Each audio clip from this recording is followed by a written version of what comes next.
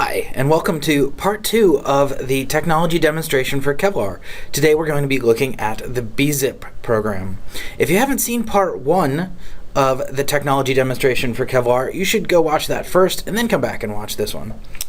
So, now that you're back, I assume that you know a little bit about Kevlar and how it works, and so instead of retelling you all that information, we're going to jump directly into working with bzip and Kevlar.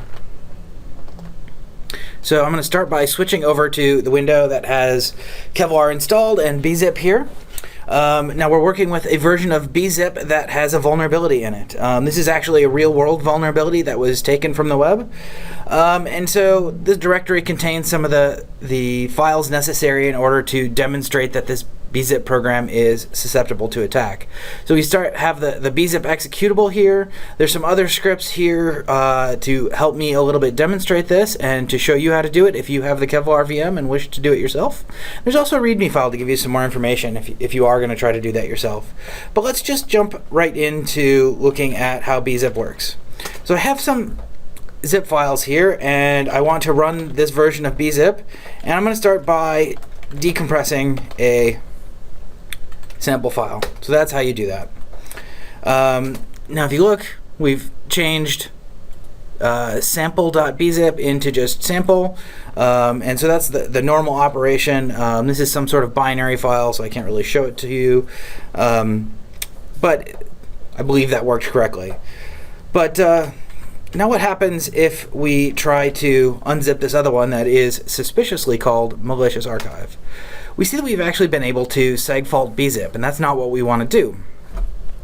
So instead of crashing the program, let's see what happens when we apply some Kevlar protections. So I've got this script here to help me do that, but it's just really a one-line script. Actually, I'll just go ahead and show it to you. So this is how you invoke Kevlar.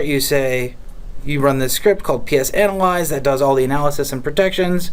You give it the program you want to protect and the name of the new protection. And then there's some options here that I'm not going to get into today. So I'm going to go ahead and protect bzip with Kevlar. So you can see right away that Kevlar is performing all these different steps, and these different steps are analyses and protections that we're applying to the binary program. So let's just talk about one of these as this works. Heap rand, for example, was discussed a little bit in part 1 of the demonstrations. It randomizes the heap of the program, randomizes the starting address of each dynamically allocated chunk of memory. Another one that a lot of people are familiar with is ISR. So we're randomizing the instruction set of the application in this step of protection. Another step here is ILR, which randomizes the location of the instructions, not just the representation of how they are. And so now this is completed, and we have a protected executable. I'll show that to you now.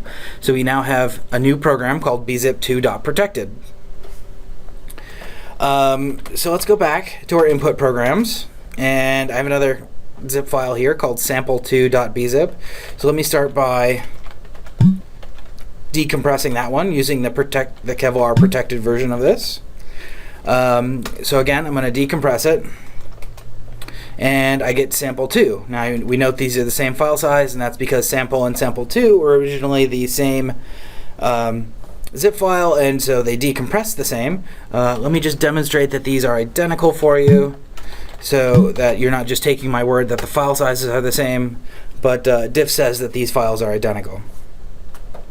Now let's go ahead and try to use the Kevlar protected version and decompress this, again, suspicious archive that crashed the vulnerable version of bzip, and we'll see what happens here. So this time bzip didn't crash. It actually is suggesting that there's a data integrity error when we decompress this file, and that this archive is actually malformed.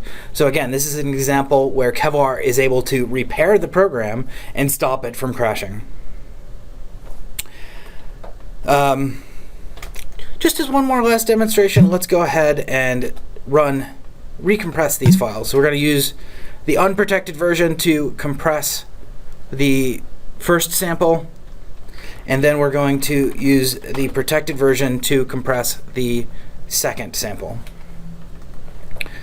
So as expected, we get, again, 2 bzip files, and we get that are the same size. And again, I will go ahead and prove that these are actually the same, and Kevlar is not altering the good behavior of a program. So again, diff is suggesting that these are exactly the same.